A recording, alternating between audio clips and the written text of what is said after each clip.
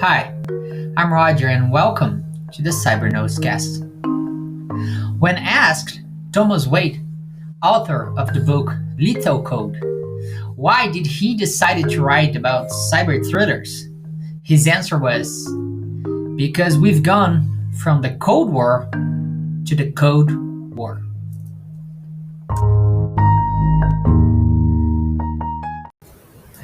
With the constant increase of malware and ransomware cases worldwide, ensuring the security of a company's privileged credential has become a fundamental practice to protect it against insider threats, data leaks, and financial losses. For this purpose, there are several ways to protect yourself, like implementing privileged access management or a PAN solution.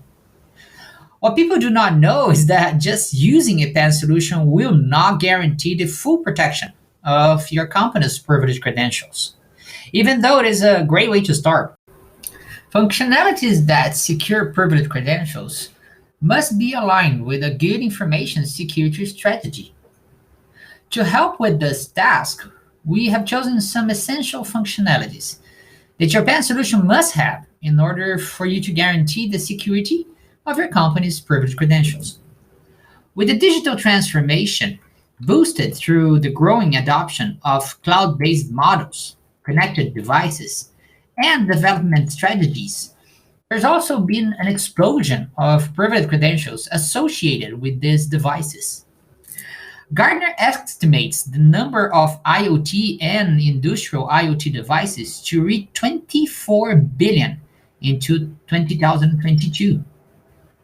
No wonder they are called keys to the kingdom, as they allow access to valuable information from the organization and which are often targeted by cyber criminals.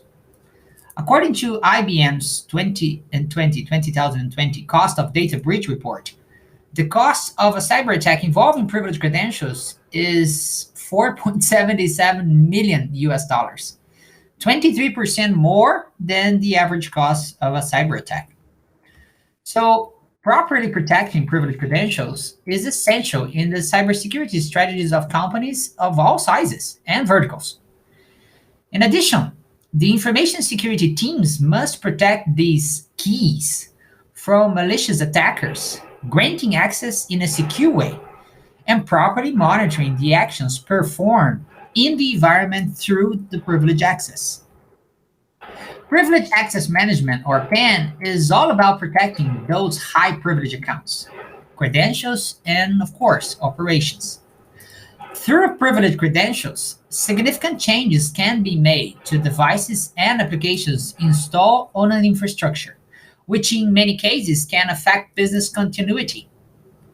The impact of misusing them can cause serious damage from violations of compliance items, which can lead to heavy penalties, to security incidents, which result in trust damages. No one trusts a company that loses important data every now and then. Here are the four main types of privileged credentials that are most common in corporate environments. Number one, local admin accounts. We're all very familiar with the local admin accounts automatically created when installing Windows. The account provides complete control over files, folders, services, and local user permissions management. Local admins can install any software, modify or disable security settings, transfer data, and create any number of new local admins. Local accounts with administrator privileges are considered necessary to perform system updates, software and hardware upgrades.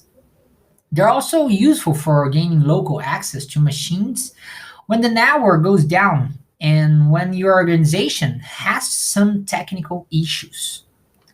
Number two, privileged user accounts.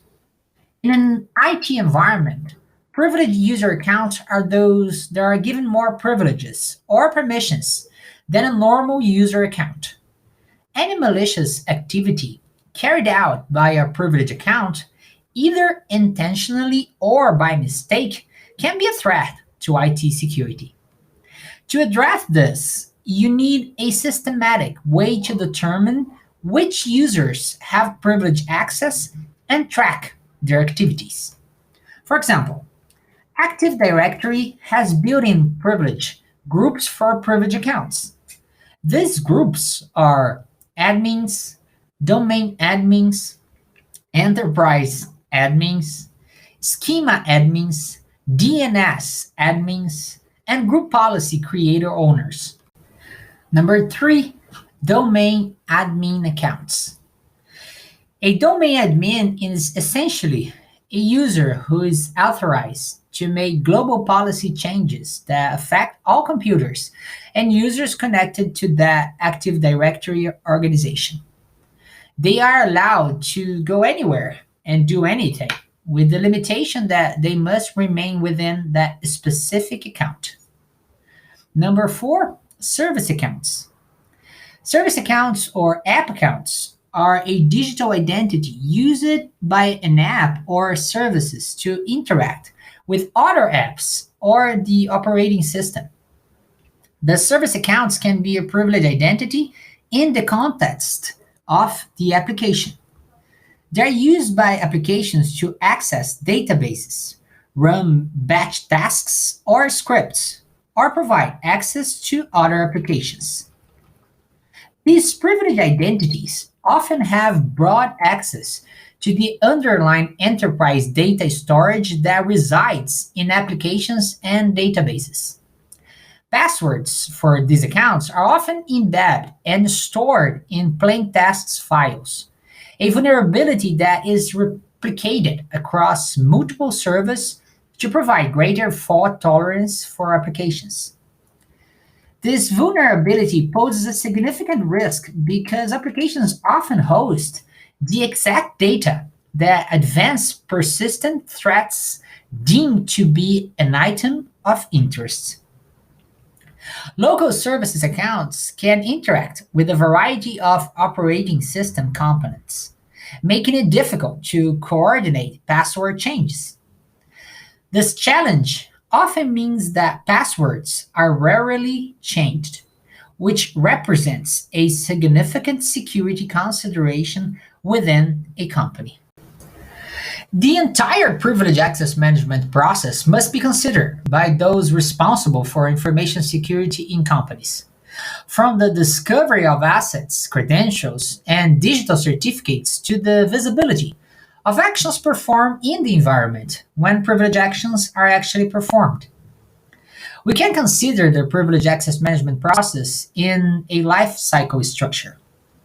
In order to have a broad and efficient privilege access management, it's necessary to pay special attention to the initial phase of the managing privilege credentials.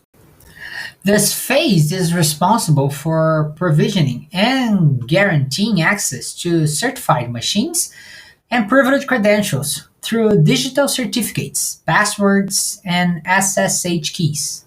Therefore, it's really important. During the access is when privilege access management actually takes place, becoming possible to track all users' activities in the privilege section in real time and analyze suspicious behaviors from users and machines. Having a solution that can define and limit the tasks that a privilege section will be allowed to perform is essential for your company's information security to succeed. After performing the two previous phases, your privilege access management solution must record every action taken in the privilege section. Through this, your company ensures that during the sections, there were no security breaches. There is a great difficulty for companies to implement this type of technology, since most suppliers do not offer integrated support in which the three phases of the management of privileged credentials are interconnected, and that makes the companies opting for hiring more than one solution so that each one performs a different part of the task of the lifecycle.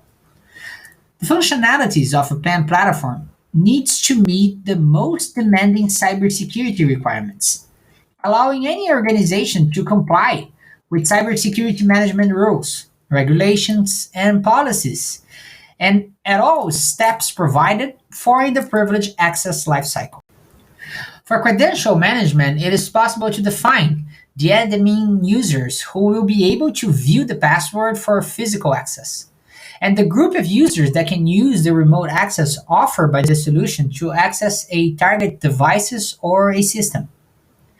For digital certificate management, you must manage your company's digital certificates to ensure the security of privileged credentials. A solution that has good digital certificate management automatically notifies those responsible for the information security of the company about appropriate measures that should be taken when a certificate expires or is about to expire. This type of practice reduces vulnerabilities and increases the productivity of employees when analyzing this information in just one interface.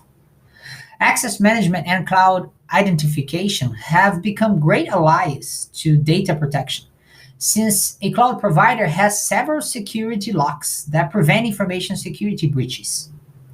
By connecting the security of the cloud environment with your PAN solution, the coverage and guarantee of the security of your company's privileged credentials are even greater. You also need, while provisioning local users to optimize time and save money, to have a solution that centralizes and automates devices that do not have integration with directory services. It's possible to scan the environment and perform the automated registration of devices and their respective credential in a solution. This scan can be performed across the entire environment or applied to a specific network segment. It's also possible to define the search plugins to be used, as well as the device types, credentials, SSH keys, and authorized keys that will be identified. And finally, it's possible to configure specific periods and traffic shapes for these scans in order to avoid DOS in your network. To conclude, the importance of credential management is huge, as everything is designed so that all accesses are made with the highest level of security, traceability, and transparency. Since we've gone from Cold War to Code War, the security of system is always a priority and must be treated as such.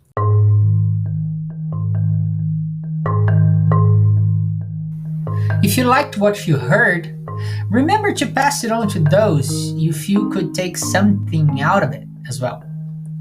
This was Cyber Notescast. I'm Roger, and thanks for listening.